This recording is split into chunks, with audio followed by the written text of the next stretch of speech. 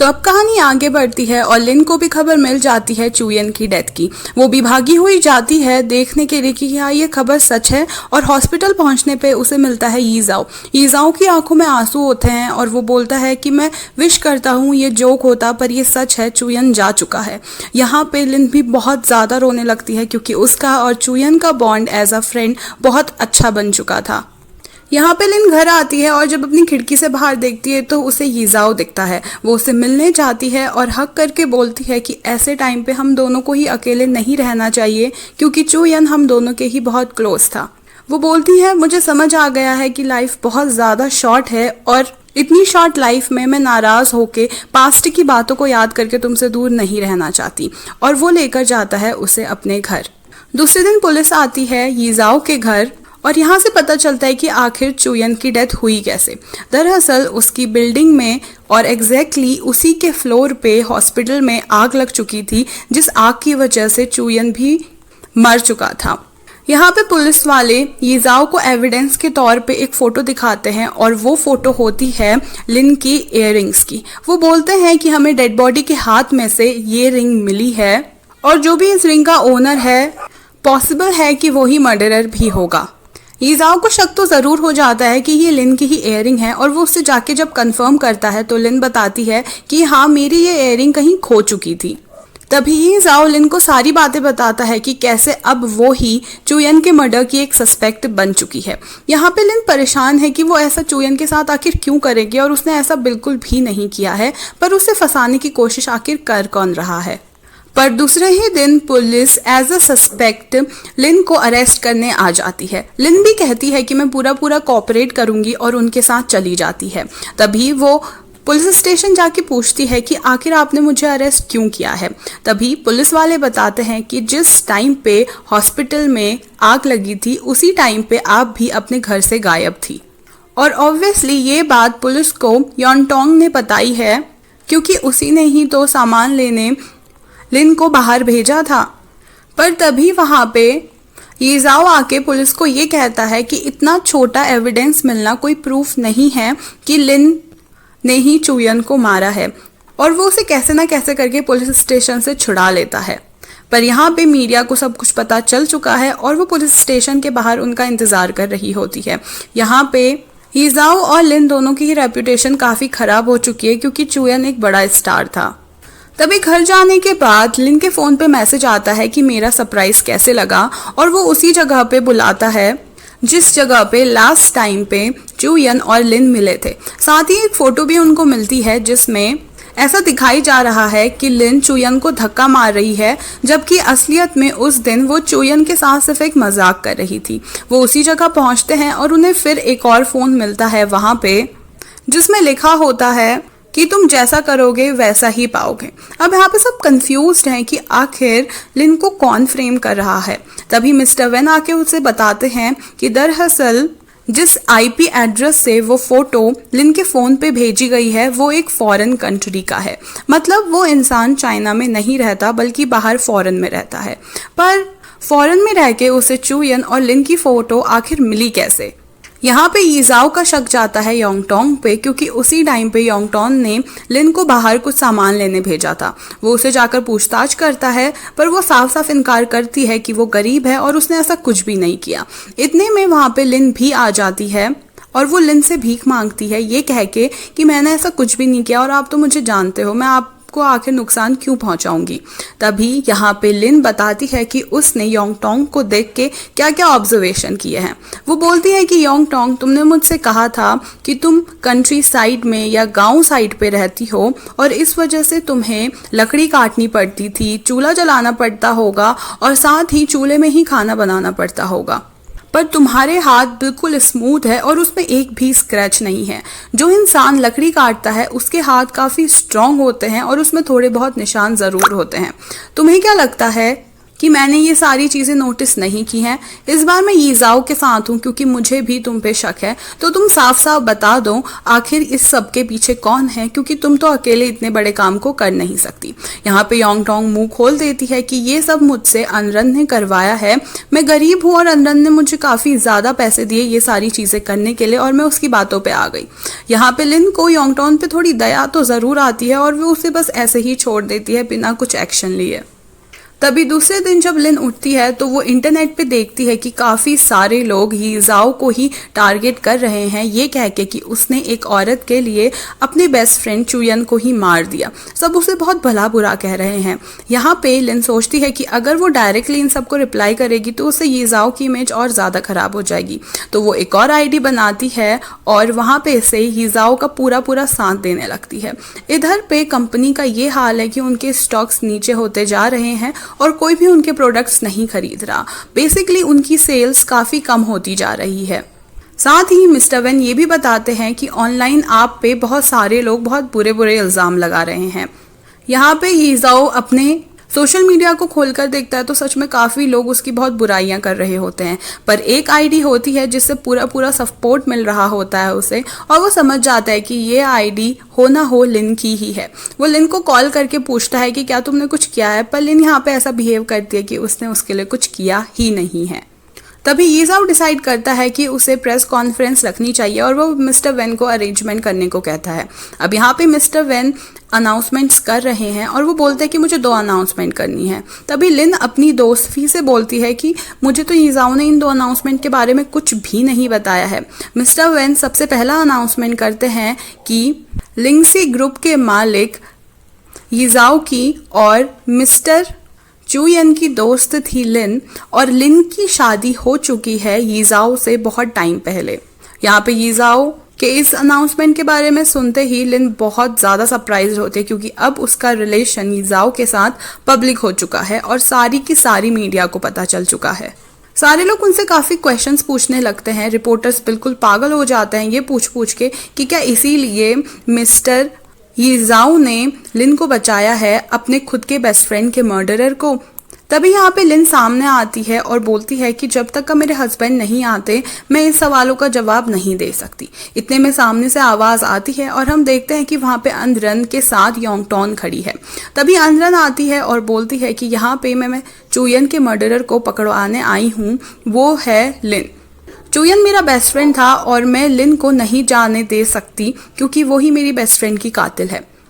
यहाँ पे वो योंगटोंग को आगे करके बोलती है कि इन सबको सच बताओ। योंगटोंग भी बिल्कुल झूठ सी कहानी बना के बोलने लगती है कि जब लास्ट टाइम चुयन और लिन मिले थे उस टाइम पे लिन ने चुयन को समुद्र में फेंकने की कोशिश की थी पर वो नहीं गिरा और लिन ही चुयन की मर्डरर है। यहाँ पे रिपोर्टर्स बोलते हैं कि इतना छोटा सा एविडेंस कुछ भी प्रूव नहीं करता है।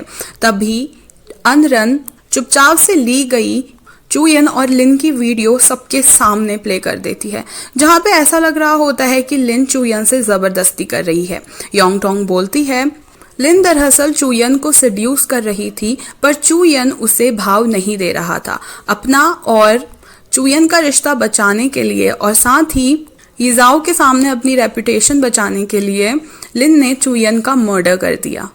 यहाँ पे सारे रिपोर्टर्स एक दूसरे से बात करने लग जाते हैं कि हाँ ये तो पक्का एविडेंस है, क्योंकि वो साफ साफ देख सकते हैं कि कैसे लिन चुयन से ज़बरदस्ती कर रही है जबकि ऐसा कुछ था ही नहीं। इतने में सामने से आवाज़ आती है और यहाँ पे खड़ा होता है यीजाओ के साथ चुयन।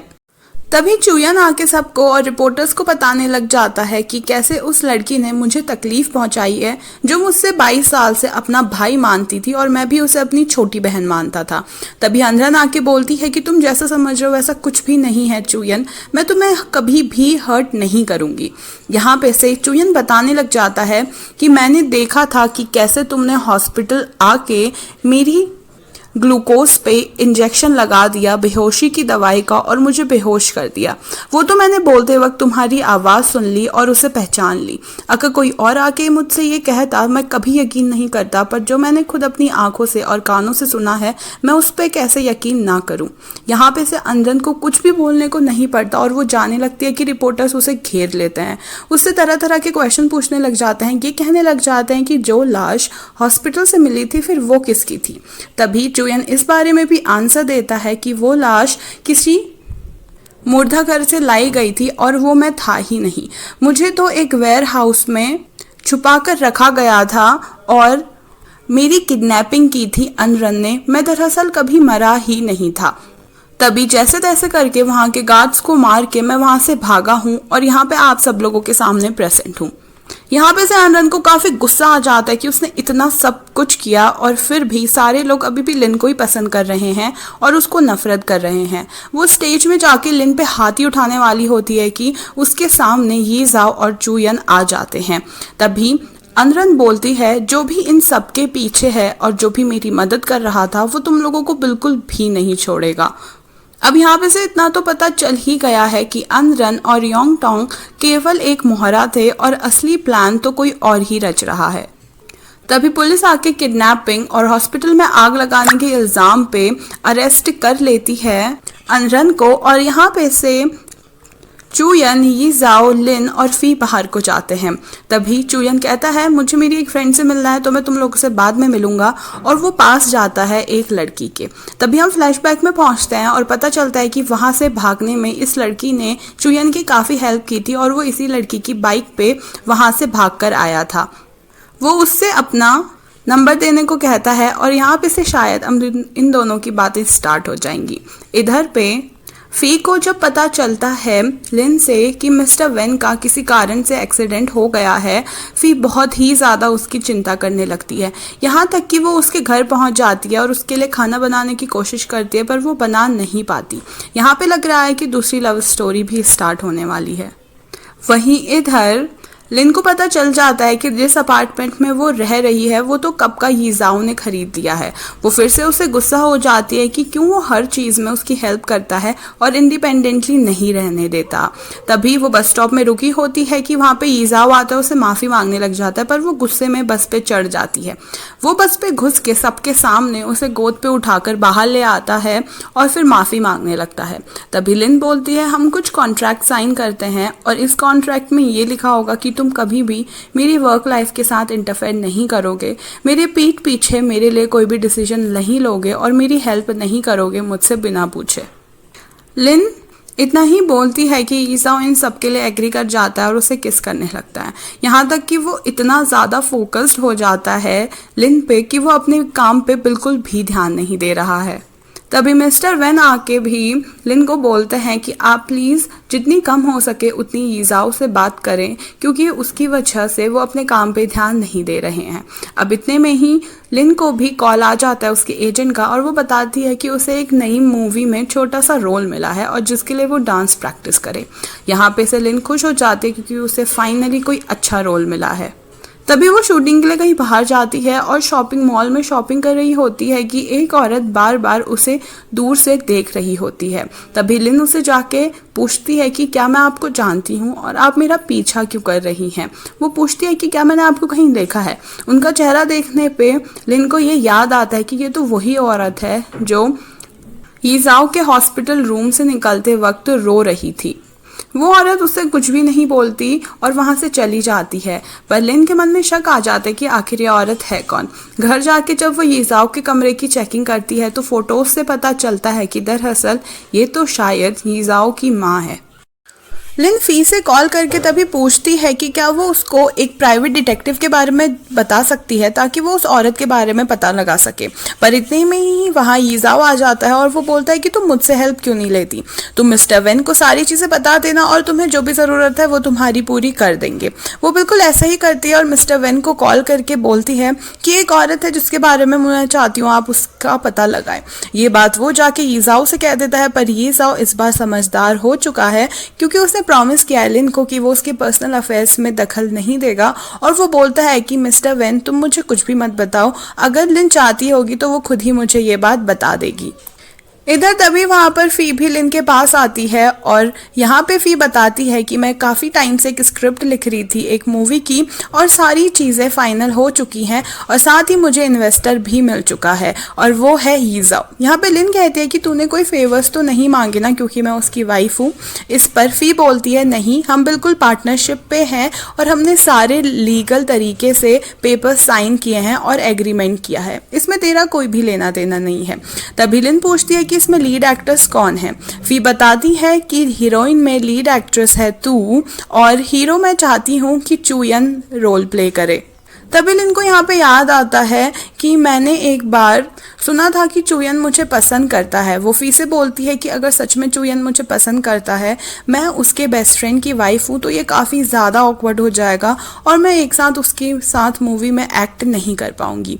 तभी फी कहती है मुझे भी ऐसा लगता है कि वो तुझे पसंद करता है और अगर ये ऑकवर्ड है तो ठीक है, अगर तू मूवी नहीं करना चाहती है तो, पर चूयन से एक बार कन्फर्म ज़रूर कर लेना कि ये सच है या नहीं है। इधर हम देखते हैं कि चूयन के पापा चूयन को देखकर बहुत ज़्यादा खुश हो जाते हैं, पर चूयन उन्हें इग्नोर करके जा रहा होता है। तभी उसके पापा की तबीयत खराब होने लग जाती है और चूयन आके उन्हें सपोर्ट करता है। उसका ड्राइवर बताता है कि मिस्टर चूयन के जाने के बाद काफ़ी ज़्यादा बीमार हो गए थे और यहाँ तक कि उन्हें हार्ट अटैक भी आया था। वो उसे अपने घर लेकर जाते हैं और यहाँ पर मिस्टर चू बताते हैं अपनी साइड की स्टोरी। वो बताते हैं कि मैं तुम्हारी माँ से एक बिजनेस ट्रिप में मिला था और मुझे वो पहली ही नज़र में काफ़ी ज़्यादा अच्छी लगने लग गई थी, पर वो मेरी स्टेटस की नहीं थी, इसलिए मेरी फैमिली वाले किसी और से मेरी शादी कराना चाहते थे। ये बात तुम्हारी माँ को पता चल गई और उस समय वो प्रेग्नेंट थी। वो तुम्हें जन्म देते ही तुम्हें और मुझे, हम दोनों को छोड़ के चली गई। मैं उस पर इतना ज़्यादा गुस्सा था, मेरा उसके लिए प्यार बिल्कुल नफरत में कन्वर्ट हो गया था कि मैं हमेशा तुम्हें बुरा ट्रीट करता रहा। इस बुरे ट्रीट करने में मैंने तुम्हें ये भी झूठ बोल दिया कि तुम मेरे खुद के बच्चे नहीं हो, जबकि सच तो ये है कि तुम मेरे इकलौते बेटे हो। यहाँ पे चूयन हर्ट ज़रूर है, पर वो शायद अपने पापा की साइड की स्टोरी भी समझता है। दूसरे दिन वो आके अपने पापा के साथ खाना भी खाता है और लगता है यहाँ पे कि मिस्टर चू भी सुधर चुके हैं और वो अब चूयन से बिल्कुल रूडली बात नहीं करते और ना ही उस पर हाथ उठाते हैं। इधर लिन जाकर चूयन से घबराते हुए पूछती है कि क्या वो सच में उसे पसंद करता है। यहाँ पे चूयन अपनी फीलिंग्स बिल्कुल एक्सप्रेस नहीं करता और जोकिंगली बोलता है कि तुम जैसी लड़की को मैं पसंद करूँगा, अगर इस दुनिया में आखिरी लड़की तुम भी होगी ना, फिर भी मैं तुम्हें पसंद नहीं करूँगा क्योंकि तुम बिल्कुल जोकर की तरह दिखती हो। पता नहीं मेरी बेस्ट फ्रेंड को तुम कैसे पसंद आ गई, पता नहीं यीजाओ तुम जैसी लड़की को आखिर प्यार भी कैसे कर सकता है। यहाँ पे वो अपनी दिल की बात बिल्कुल भी नहीं बताता। वहीं इधर मिस्टर वेन से लिन को पता चल जाता है कि वो औरत कौन है और कहाँ रहती है। वो उससे मिलके जाती है और उसका शक बिल्कुल सच होता है कि वो यीजाओ की ही माँ है। लिन पूछने लग जाती है कि आपने यीजाओ को इतनी छोटी उम्र में क्यों छोड़ा और उसके बारे में एक बार भी नहीं सोचा। तभी यहाँ पे उसकी माँ अपनी साइड की स्टोरी बताती है कि दरअसल यीजाओ के पापा बहुत ज़्यादा कंट्रोलिंग थे। मैं जहाँ भी जाती थी, जो भी करती थी, मुझे हर चीज़ उनके परमिशन से करना पड़ता था। यहाँ तक कि वो मुझे मेरे पसंद के कपड़े तक नहीं पहनने देते थे और अगर मुझे कोई चीज़ पसंद है और उन्हें नहीं पसंद है तो मैं वो खाना भी नहीं मंजूर था। मुझे हर चीज़, हर स्टेप उनके अकॉर्डिंग करना पड़ता था और ये मुझसे बिल्कुल भी सहन नहीं हुआ। एक दिन मुझे कोई और मिला जो मुझे फ्रीडमली रहने देता था और तब मैंने उस घर को छोड़ दिया और यहाँ तक कि मुझे यीजाओ को भी छोड़ना पड़ा। लिन बोलती है पर वो सिर्फ 8 साल का था, तो आपने उसे कैसे छोड़ दिया। यहाँ पे उसकी माँ बोलती है मैं जानती हूँ इस समय यकीन करने जैसा नहीं है, पर मैं बहुत डेस्परेट थी। मैं इतना ज़्यादा उनके कंट्रोलिंग नेचर से परेशान हो चुकी थी कि मैं घर छोड़ के जाना चाहती थी। मैं यीजाओ के डर के मारे उसके पापा से कभी बात भी नहीं कर पाई और मैंने सीधे उनसे डिवोर्स ले लिया। हाँ, मैं मानती हूँ ये मेरी गलती है कि मैं उसे इतनी यंग एज में छोड़ के आ गई जहाँ पे मुझे उसको सपोर्ट करना चाहिए था। जब उसके पापा की डेथ हुई मैं उससे मिलने ज़रूर गई, पर यीजाओ ने उस समय मुझे देखने से साफ इनकार कर दिया। उसने मुझसे बोला कि अभी तक का अगर तुम नहीं आई हो तो आगे भी ज़िंदगी में मुझे तुम नहीं चाहिए। यहाँ पे लिन कहती है कि मैं चाहती हूँ आपके और यीजाओ के बीच के रिश्ते सही हो जाएं और इसलिए मैं यीजाओ को कन्विंस ज़रूर करूँगी। जब दूसरे दिन वो उठती है तो यीजाओ की माँ यीजाओ के लिए खाना लेकर आई होती है और अपना खाना कह के वो यीजाओ को ये खाना खिला देती है। साथ ही उसकी माँ लंच बनाने के लिए भी बाद में उसके घर आती है, क्योंकि लिन बोलती है कि दिन के टाइम पे ये जाओ घर नहीं आता और वह अपने ही काम में बिजी होता है। यहाँ पे दोनों टेक्स्ट कर रहे हैं कि वो उसको बहुत ज़्यादा मिस कर रही है, और यहाँ पे ये जाओ बोलता है कि मुझे उसको घर विजिट करना चाहिए क्योंकि मुझे बहुत मिस कर रही है। पर जैसे ही वो घर जाता है वो देखता है कि उसकी माँ उसी के घर में उसके किचन में कुछ कुक कर रही है। यहाँ पे वो बहुत ज़्यादा ही गुस्से में आ जाता है, उसकी आंखों में आंसू होते हैं गुस्से के। वो बोलने लग जाता है कि मैंने आपसे पहले ही कहा था कि मैं आपको इस घर में देखना भी नहीं चाहता, और आप आ भी कैसे सकती हो, आप कितनी ज़्यादा बेशर्म हो। वो उन्हें बहुत भला बुरा कह के वहाँ से भगा देता है। पर रात को लिन उनसे बात करती है कि आखिर तुम्हें इतनी नफरत क्यों है। मैं मानती हूँ कि उन्होंने बहुत गलत किया तुम्हें छोड़ के, पर उनकी साइड की भी कोई स्टोरी है, उनका साइड का भी कोई पेन है। यहाँ पे यीजाओ कहता है आखिर उनका क्या पेन है। मैं सिर्फ 8 साल का था जब वो मुझे छोड़ के गई। मैंने उन्हें कितना ज़्यादा रोका, मैं उन्हें देख के गिड़गड़ाया, मैंने उनसे भीख मांगी कि आप प्लीज़ मुझे छोड़कर मत जाओ, पर वो सिर्फ मेरे पापा के कारण मुझे तक छोड़ के चली गई। वो बोलता है तुम्हें पता है मुझे मेरा बर्थडे क्यों नहीं पसंद, क्योंकि मेरे बर्थडे के दिन ही वो मेरे को छोड़ के चली गई थी। मैं उतने छोटे से अभी तक का इतना बड़ा अकेले हुआ हूँ, सारी चीज़ें मैंने अकेले देखी है, और मैं शायद मर भी जाता कब का अगर ग्रैंडमा मेरे साथ नहीं होती तो। यहाँ पे लिन उसकी बात भी समझती है और वो सोने चली जाती है। पर बाद में यीजाओ उठ के अपनी और अपनी माँ की फ़ोटो देखने लग जाता है, और वो काफ़ी ज़्यादा इमोशनल हो जाता है क्योंकि उसने इतने सालों बाद अपनी माँ को देखा है। तभी लिन भी उठ के आती है और बोलती है कि आई एम सॉरी, अगर तुम नहीं चाहते हो अपनी माँ से मिलना तो मैं बिल्कुल भी फोर्स नहीं करूँगी। तभी यीजाओ कहता है कि कभी ना कभी तो मुझे अपनी माँ से बात करनी ही होगी, तो अभी क्यों ना, मैं तैयार हूँ उनसे बात करने को, और जब तक का तुम मेरे साथ हो मुझे किसी भी चीज़ का डर नहीं है। और वो रेडी हो जाता है अपनी माँ से बात करने को, और यहीं पे इस पार्ट का एंड हो जाता है। अब जो नेक्स्ट पार्ट होने वाला है वो लास्ट पार्ट है, तो वो थोड़ा सा लॉन्ग होगा एज यूजुअल। लास्ट पार्ट में सारी के सारे राज खुल जाएंगे कि आखिर इस सारी करतूत के पीछे कौन था, क्या यीजाओ और उसकी माँ का रिश्ता सही हो पाएगा, और आखिर यीजाओ और लिन की लव स्टोरी का एंड कैसे होगा। तो अगर नेक्स्ट पार्ट आपको बिल्कुल भी मिस नहीं करना है तो please please please please subscribe. Thank you so much for watching. Bye bye.